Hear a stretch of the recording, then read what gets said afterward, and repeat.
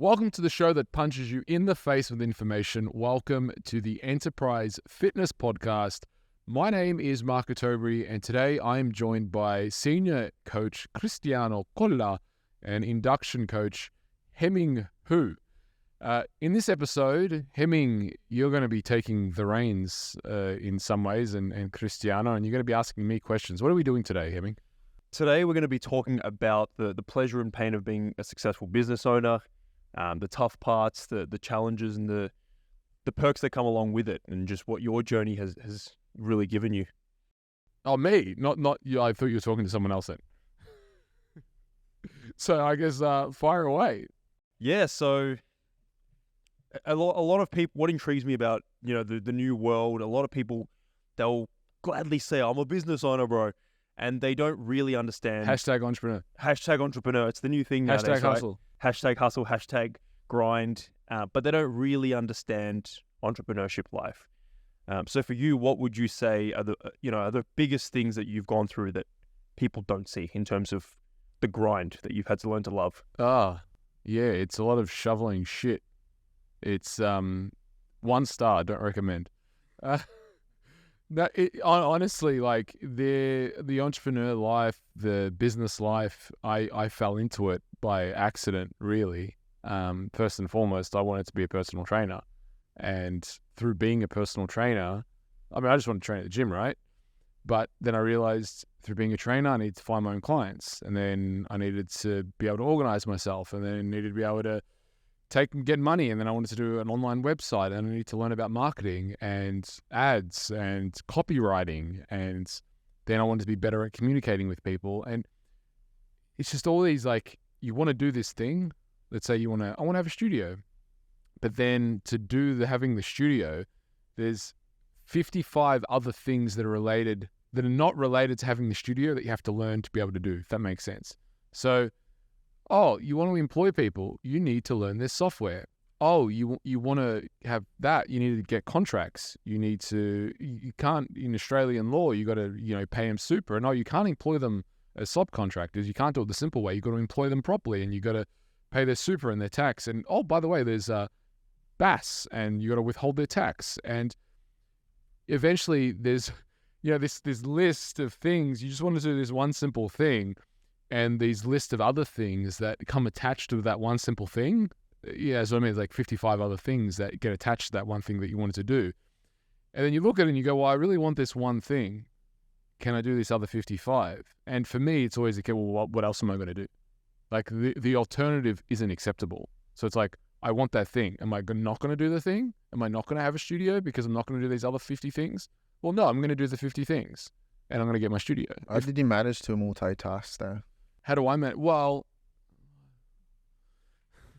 how do I manage the multitask? I don't know if I do. Because you said you had to learn like the software, the employees. And, yeah. Well, I'm always multitasking, managing multiple projects on the go. But I think over time what you realize, and I think initially I had that single-minded mindset of like I still do, which is just focus on this one task. And once this one task is complete, I'll move on to the next one. But like even say writing the book, it wasn't simple enough as I'm just going to write this book and that's all I get to focus on. When I was writing the book, I was also doing 50 other things. I had the studio team to manage, there's lots of other things. The branding that we redid at the same time. There was a lot of other projects on the go. So a kind of chaos and order. The more order you have, the more chaos you're able to invite into your life. And that's why I'm quite a stickler for order, because I realize like the amount of chaos I'm able to handle is directly proportionate to the amount of order that I have, and the more order I have, the more chaos I can bring on. And you accept it as a cycle. You accept that it's not going to be nothing. You're going to get it orderly, and then you're going to have something, which is also the blessing, the entrepreneur's curse, the blessing and the curse, which is I'm going to get all this perfect, like this. I'm going to do this perfect, right? The user manual. You know how many times we've done this? 4. Right? We had actually 4 or 5 iterations of this, right? Because the first time I did it, I'm like, this is perfect. And you realize, oh, no, I'm going to change this. Oh, look, it's going to be better.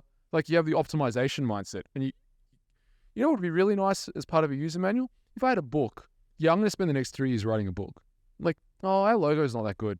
maybe we should change our logo. It's not, there's constant things that you're trying to optimize and reassess. So but it comes out of creating order. It allows more chaos that allows your, I suppose, brain to, the way I relate it to is like Wi-Fi, right? So let's say you've got your Wi-Fi modem. If you have one device plugged into that modem, Wi-Fi goes really fast, right? If you have 2 devices, it's so fast. If you have 100 devices, now it goes really slow. And I think entrepreneurship is, yes, you can take on, a few things, but if you've got one big thing, you really got to allow focus for that one big thing. But you also have to have mastery in a level of, you have to have a level of systemization and processes for all the other things to run before you can take on another thing. That's how I operate. It's once I've done this thing, then I can take on more things. I earn the right to take on more things. Is there any difference between being a business owner or being an entrepreneur? Or is the same thing? No, I think they're different. I think they're very different. I think a business owner is satisfied with where they're at. Yeah. I think a business owner is someone who owns a business and is happy to get a return off a business. And the world does need business owners, but this is what we do. We are not going to innovate. We are not going to rock the boat. This business consistently gives us 10% return per year, whatever it may be. It's not emotional. A service station is a good example of a business. Every time you go in there, you know what you're going to get. They're probably going to do the same amount, more or less, next year as the year before. It's on a good street. It's a good business. People need to get petrol. Entrepreneurship is, how do we do this better? Reid Hoffman, founder of LinkedIn, said entrepreneurship is jumping off a plane and learning how to build a parachute on the way down, or words to the effect, jumping off a cliff and learning how to build a plane on the way down. But I think even more to that, it's how do we do this better? It's the constant thought of how do we do this better? How do we do this better? How do we give the book better? How do we give our message better? How do we recreate? How do we make this better? Or at least that is what it is for me. And maybe I'm just talking about my personal experience in business and entrepreneurship. Is my leading question is how do we do this better? Is that how you think about everything? Or is there a specific thing about running enterprise that inspires you? Because you are always thinking, how can it be even better? Whereas I know that maybe if you were to play basketball, you wouldn't have that same mentality to how you play basketball. I don't care about basketball. What makes you care about this? So maybe it is just me in the sense, but I don't care about sport. I actually have very few interests in the grand scheme of things, right? That things I'm really interested in. But for me, if I get interested in something, then I want to optimize it. And I am the type of person, if I get interested in something, I want to go to the best in the world at it and hack their brain and know what they know. So I think what is it about this? This is something that I've chosen to be good at. And I feel in a way it's chosen me to be good at as well. So there's that two-way dance of, I recognize the changes that people get from, like the significant changes when people have failed so many times and they come here and they get the result. And also my years as a coach, and when I was coaching, the level of impact that I had on people's lives, and for years later, they would refer back to me and change, refer, all that kind of stuff. I recognize the magic and the uniqueness of what we do, and I feel there's a bit of a gift, and that's something that I feel compelled to explore, if that makes sense. So I don't feel like I'm done exploring that, and that's probably what gets me up in the morning and motivates me and inspires me. Is how do I make this? I know there's another layer of this somewhere. I don't know exactly what that layer is, but I know there's something here that we could do better, and I'm going to find it, and I'm going to create an experience for someone or a process that's going to change people's lives and have more impact, or refine it, or make it more seamless, or make it more effortless. Like, that's what makes my brain curious of how I can do that. Like, you're always pursuing better, right? Because you know that deep down in your heart, you know that better exists. There's always something out there that can make this whole thing a better experience for people. Yeah, I think it's the balance of that.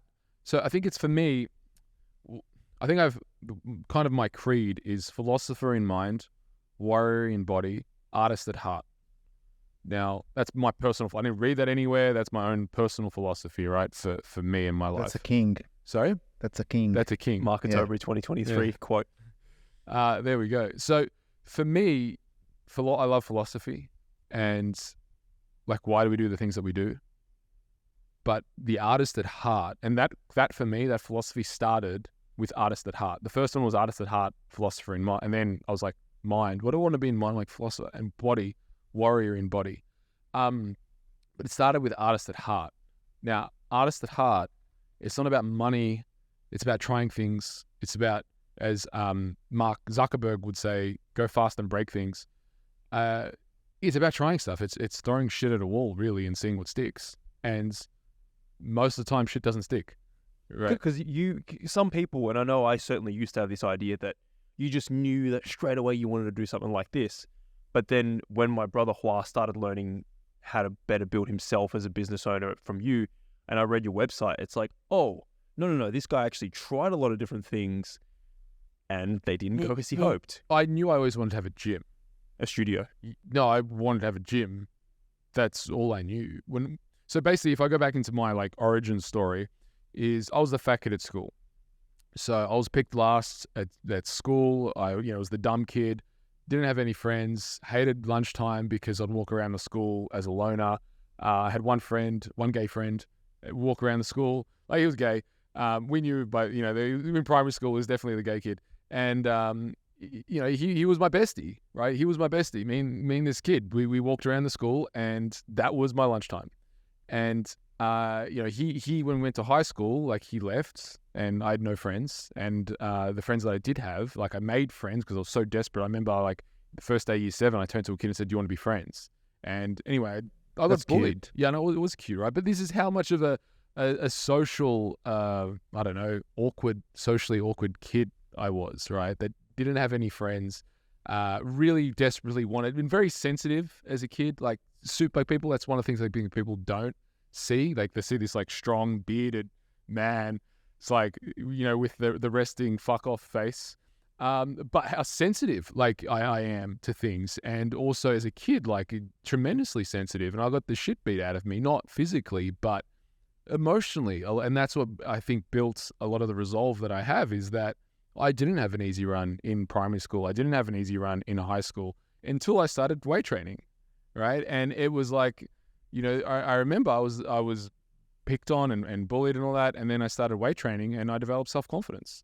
And for the first time in my life, I felt comfortable telling people to go fuck themselves. And it felt really good. So I started telling a lot of people to go fuck themselves. And telemarketers, and you've heard me, and like, it's standing up for myself. Still does. because it was like, well, I was able to, and this is like, I can protect myself, if that makes sense. And I don't mean like I'd get into fights, because I didn't get into fights, but I was able to put barriers up where before I wasn't. I accept it. So for me, weight training was and I went from a D average student to an A+ average student. And that wasn't because my teachers taught me better or because I learned some magic secret. That was because of weight training. And weight training and being in the gym changed my life. So that was the end of year 9. I spent all school holidays of year 9 in the gym twice a day, lost a bunch of weight, came back to school. People started treating me differently. I started treating myself differently. And literally from year 10 on, every day after school, I'd catch the 305 bus from the outside of East Doncaster to Doncaster Shopping Town, and I would train now it's a block of flats, but it was the Genesis in Doncaster. It was originally, I went Acarina, then I went Doncaster, Genesis, and I would train. And that's what I did for every day after school from year 10. And you got A+. Yeah, I got a merit award. I got a merit award in year 10, in year 11, in year 12. I actually got the subject award in art in year 12. So I was like number 1 in my art class. And again, that was because of weight training. So why am I telling you this? Is that always been, I don't know, why am I telling you this? What was the original question?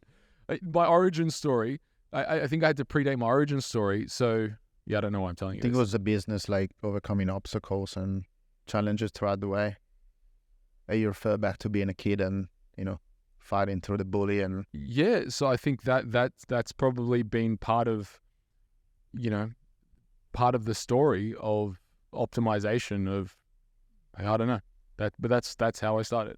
I interrupt this podcast to give you a very special message. December, we are running an Elite Results Bootcamp. What is the Elite Results Bootcamp? It is a 3-day bootcamp where we teach our systems around strength, hypertrophy, and fat loss. It is intense. There are 6 workouts over the 3 days, and our trainers not only spill the beans on all the techniques, methods, systems that we use to get next level results, we take you through actual workouts so you can experience in real time. If you're a client, if you're someone who's interested in enterprise fitness, or if you're a trainer looking to level up, check out our course, Enterprise Fitness Academy, and click on Elite Results. Would you say that that's why you have such a burning? Sorry, I know why. So then after that, right, got the subject order nut. My careers counselor said, I want to be, this is in year 12, said, if you want to be in fitness, which I did because spending all day at the gym, you kind of need to already be, she really didn't want me to do that. She was like, go pursue, you've got talents in art and design, which I did and do, go pursue art and design. That was her advice. So when I finished school, I went to Box Hill TAFE and I did my certificate 4 in applied design. I'm not going to say I fucking hated it because I didn't, but I knew it's not what I wanted to do. I wanted to be in the gym.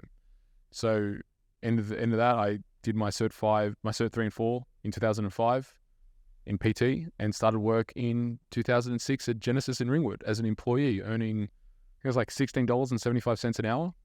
And I was ready to quit after 6 months. And then my manager came to me and said, we're introducing a new model. You can rent the floor for $1,100 a month. And I said, I was scared shitless because before that I'd only earned, like $400 a week. And I was really struggling because I was working from 6 a.m. till 9 p.m, not earning very much money, and trying to get clients, trying to do all these things. But anyway, I went for it. He sold me the opportunity, and I made it work.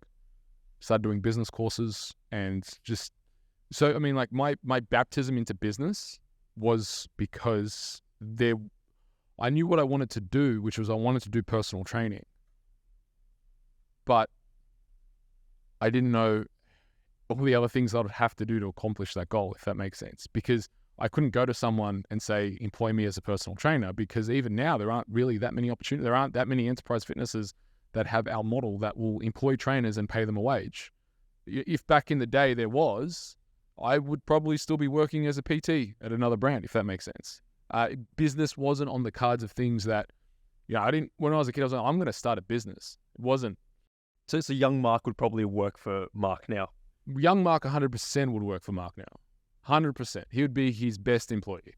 I was going to ask what their relationship would be like. He would be teacher's pet. Like he would be like, how do I do this better? He would be like number one. I want to be employee of the month every month. He would love it.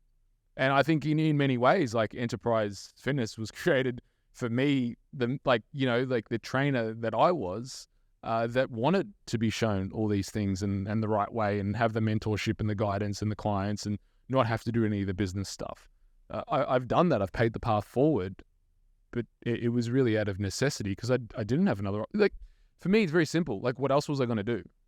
Like what else? Get a real job? Fuck that. Right? Like what else was I going to do? Right? I don't think that was. I think in many ways I'm unemployable.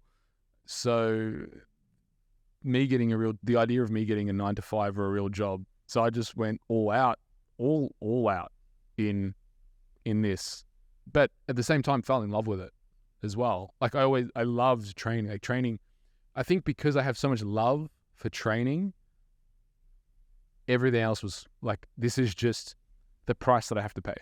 Like I have to learn this stuff because I want to be here, so I have to learn this stuff. If I want to open up a gym, I have to learn this stuff.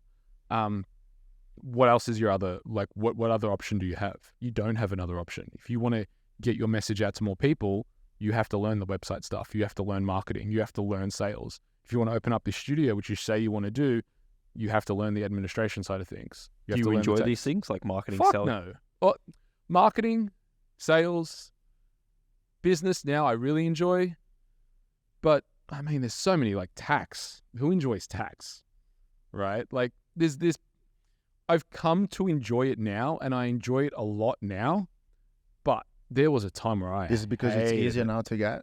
It's because I've become good at it.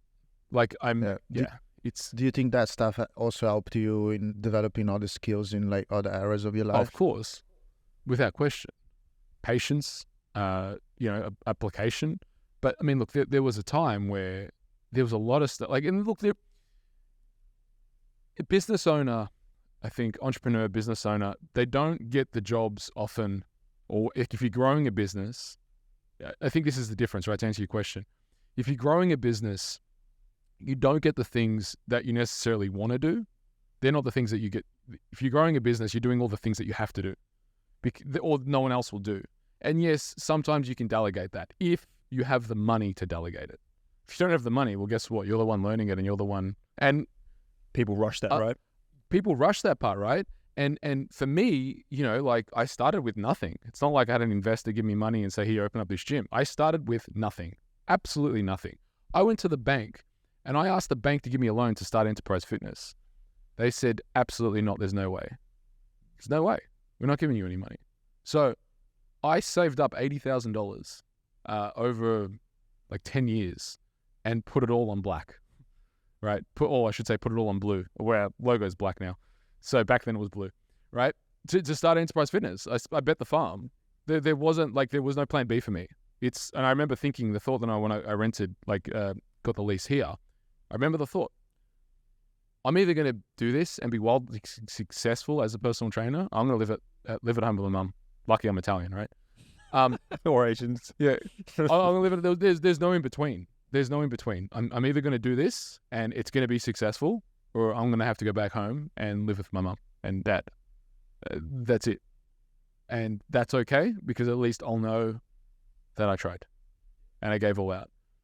So, and look, when I started as a PT, I had friends tell me, interesting stories. Like the careers counselor, we ended up training her daughter. Well, I trained her daughter personally.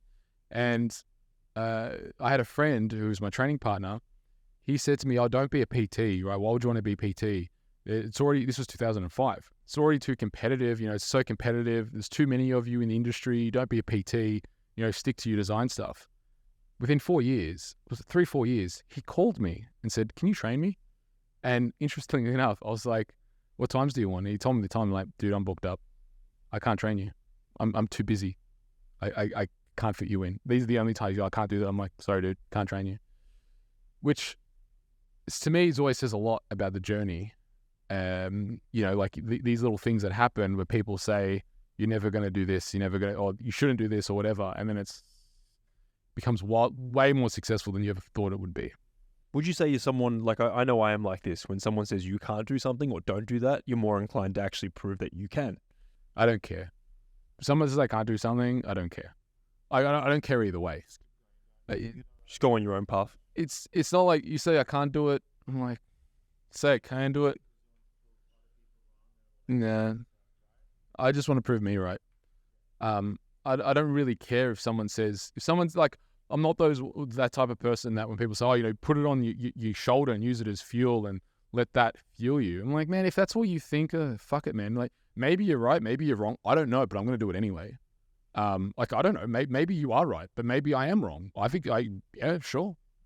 But maybe you're wrong. But you know what? At the end of the day, it doesn't even matter because I'm doing it anyway. Why the fuck do I give a care about this person's opinion? I don't give two shits about this person's opinion. I want to do it because I want to do it. That's enough for me. Yeah. What are the main lessons that you've learned from doing business that you apply to life, and what are the main lessons that you've learned from life that you apply to business? Patience. Again.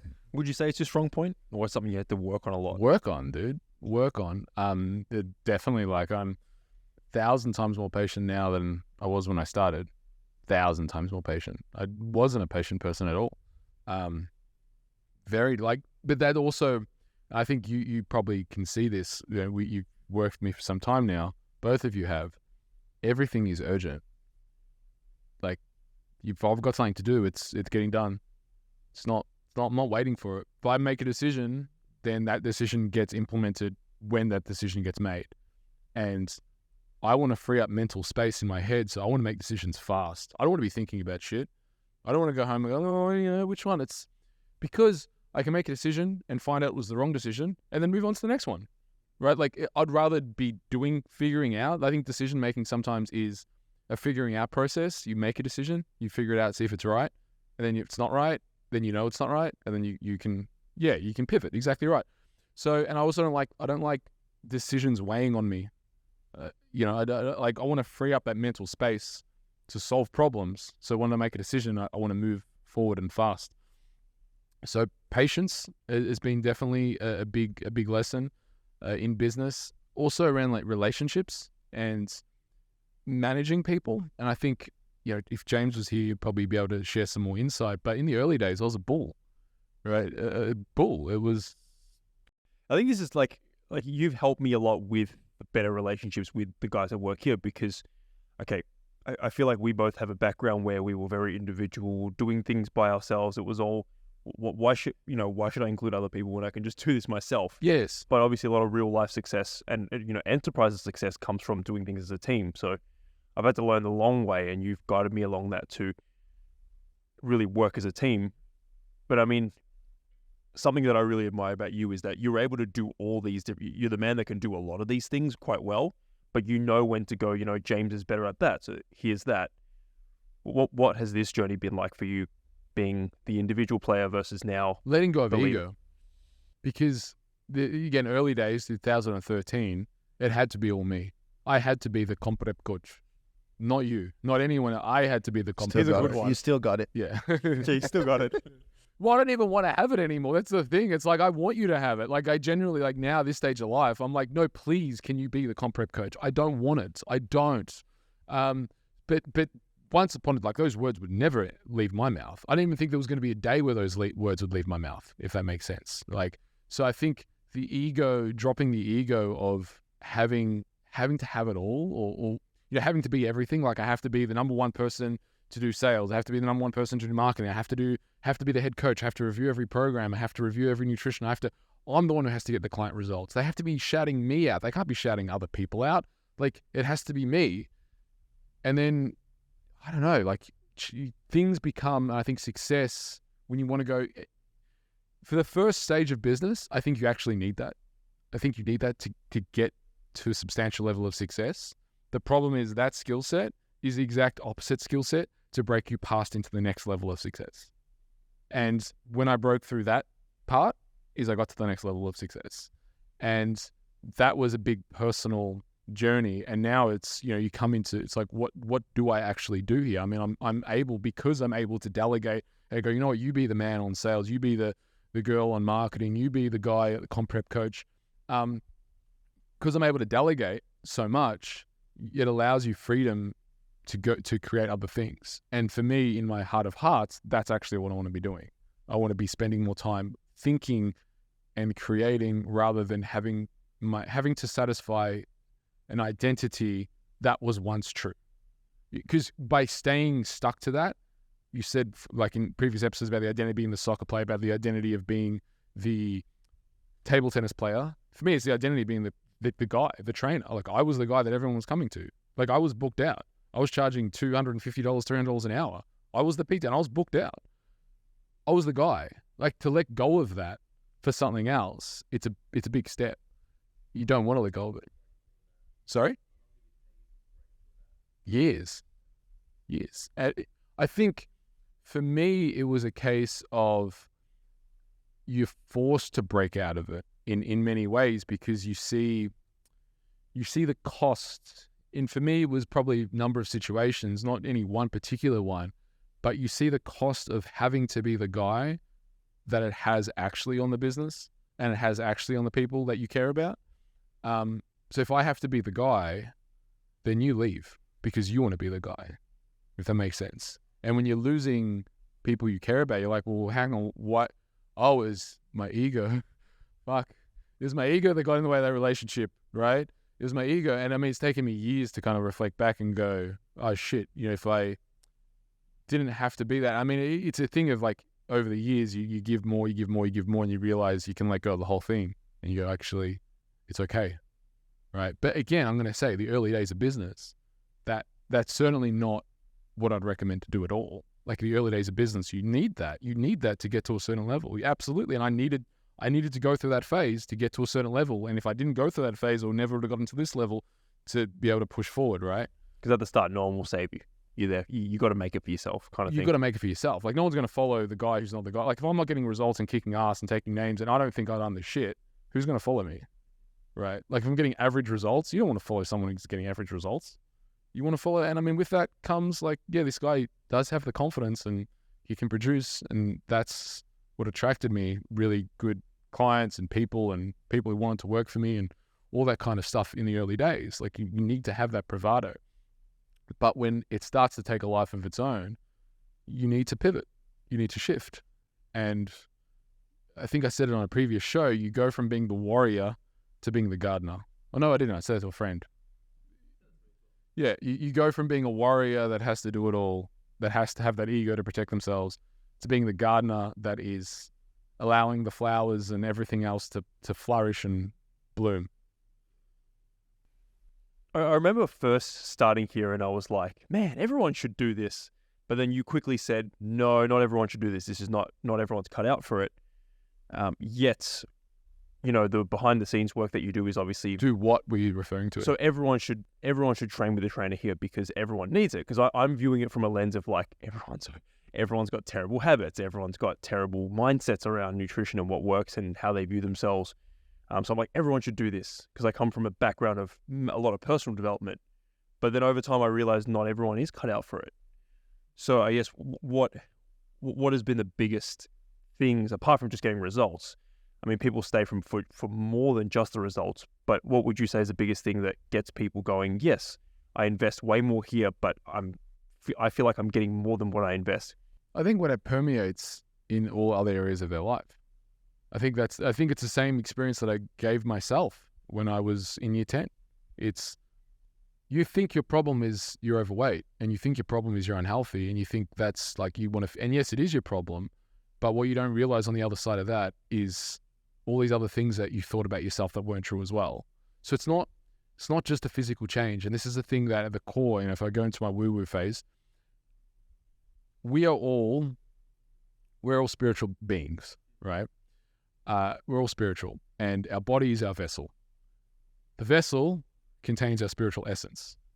And for me, it makes sense that the vessel is as healthy and pure, for lack of a better word, as possible to express that essence to the best way you can. So when you look after the vessel, you're able to express the essence of who you really are better. So if your vessel is poisoned, if your vessel is dysfunctional, you're not going to be able to express that essence to its truest capacity. Also, being able to test the vessel physically, I think, enhances the essence as well. So for me, this is where training isn't like, I don't train just because I want nice muscles and biceps. Yes, I do want those things, but it's also a practice. It's also a grounding. When I've gone through the most challenging, I've gone through a lot of challenging things in life, like having a child in hospital for 4 months in ICU, very, very challenging. For me, I didn't get into drugs or alcohol or any of that shit that a lot of people do find themselves in hopeless situations. I had my training. That was my grounding, and it always has been for me. Is if I need therapy, in a sense, I'm training and figuring it out with my body and going through the motions, if that makes sense. So I think what we do here exceptionally well is we teach people that, how to cope without necessarily directly, explicitly saying it to people. It's just the way I've taught my trainers here. It's the way we do things here. It's the way I've systemized things here. The way, from the session 1 to the session 2 to the session, why we do the certain exercises, all these things progressive. It's the way I've done it and what helps me. And I think that's what breaks people through, because there is a difference between training with us, training with other people. It's not just, it's a lot deeper. And I think people get that when they experience, because it has to be something you experience. Right? Yes. It's not something that you can even necessarily explain. And, you've had and you've seen it many times when people sign up, they really say, I didn't realize I was going to get all this. Because their knowledge of everything in the world and is that, I think you said it once, so true. Their knowledge is that, and Well, they for think audio, people can't see what you're doing. Just explain. so they might have, you know, a little bubble of what they think the world is and what they think works and what the problems that they're going through, what the symptoms are, but really they're not aware of the disease. They're not aware of the disease at all. And coming here, it's like, well, most people, me being the first person that comes, it's like, most people why should think I believe that? weight training. Most people think the gyms. They think, oh, you just, you want to get in pretty biceps. You want to lose some weight. That's what most people think. Yeah. But that's so far from what it just is. Yeah, correct. They don't get all the other things that weight training and exercise does. They just see, oh, you want to have a pretty body. Oh, you want to go to the beach this year. That's so superficial. It's like, no, it's not superficial. Me working on my body actually connects me to to myself. It's a reflection of who I've become from all the habits that I've learned, the hard work. Paul Chek said it really well. He goes, I don't go to church because I am the church. And the first time he said that, I was like, what? I am the... I'm like, oh yeah, that actually is true. I am the church, as in your vessel contains your spiritual essence, and that has everything that is. I know you love this spiritual talk, but your body is the vessel, and for me, taking care of it is your duty. To experience life as fully as possible, it's your duty to take care of it. It's not just something that like, oh, it's not an option. It's your duty. And it doesn't necessarily mean you have to train every day, but I think physical culture, physical something needs to be part of your life every day or every second day at least. Probably every day. I love when people come in and they just say something that, and everything they're saying is a symptom of a lack of understanding and or just things that are short-term fixes, whereas those things are not going to carry you very far. It's depending on the experience they had before as well. Yeah. Well, I think also for people, it's their reference point too, right? So people's reference point of exercise is you do it to lose weight. Full stop. That's the reference point. Or exercise is a group class, a bike, whatever it is. Like that's their... And then when you change their reference point to exercise can be a lot of things. It can be something you can enjoy. It can be something that enhances your body. It doesn't have to be something you hate at all. It can be very enjoyable and fun, and you give them a different reference, because that's the thing, coming to enterprise where everyone absolutely loves what they do every day. And even, I don't know, if we had a bowling alley, let's say all you guys were bowling coaches and you came in, everyone would end up loving bowling. Or if it was mini golf or table tennis, whatever it is, it's because we love what we do, it becomes infectious that I think people go, well, I want to do this. And the reference point, it's like, the difference between having an exceptional teacher at something and the difference between having a mediocre teacher is that you fall in love with the subject matter, if that makes sense. This makes so much sense, because I had my mentor, David Sakura, he was saying, like, why is it that you feel like you belong at enterprise? I want you to think about that. And I couldn't think of why. And he's like, who you work with is often more important than the exact thing that you're doing. And if you look at Mark, he's been known to be able to, when the ships are down, he's able to get back up from it and always come back on the other side better. He's able to roll with the punches, and the things that go on there are much more healthier than the other job that you're working at, where you may technically on paper enjoy helping people with their personal development more, but you don't feel you feel like it's wrong because the environment's not allowing you to really flourish, because you're not having the right environment there to really grow.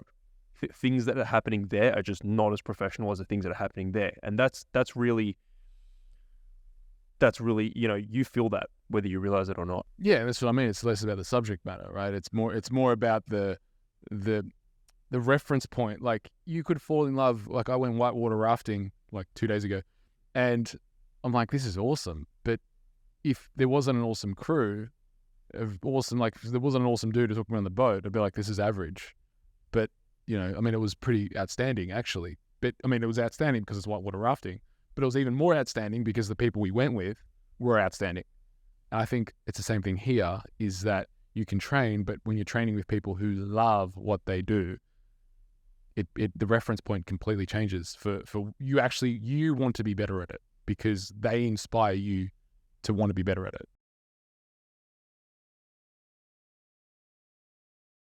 Final thoughts? come train at Enterprise. I like that Do you know final how thought. many people have come, because me being the induction coach, I'm the first person they see, especially dudes, well, only dudes, they point to that photo of Cristiano and they're like, I want to look like that. Like I'm what? Well, you need a dad like his then, genetics. Do you want to pull it off the wall and we'll show the face? That's what he said that You before. should just do the pose. Cristiano's like joking, You can do saying, the pose well. you should just rip that photo of me off, and then people will automatically be sold. Yeah. Are there any tickets left? Ah, Are there any tickets left? tickets left. Yeah, To what? to the show. For Magic what? Mike. I was going to say Put the party song on. Champion Cristiano. Yeah, that shit. No. Alrighty, guys. Well, thank you for the rapid fire questions in this podcast. I hope you all enjoyed that, whatever that was. So if you've enjoyed this episode, if you want to hear more from us and the crew here at Enterprise Fitness, make sure you hit subscribe to wherever you listen to us on podcasts. We're everywhere. Apple, Spotify, YouTube, anywhere you listen to podcasts. And also, if you have enjoyed, do share it with a friend. Help us get the message out. So till next time, friends, train hard, eat well, and supplement smart. Oh, hi there. I hope you enjoyed the podcast. While I've still got you, why not check out our book, www.enterprisediet.com today, and grab your copy.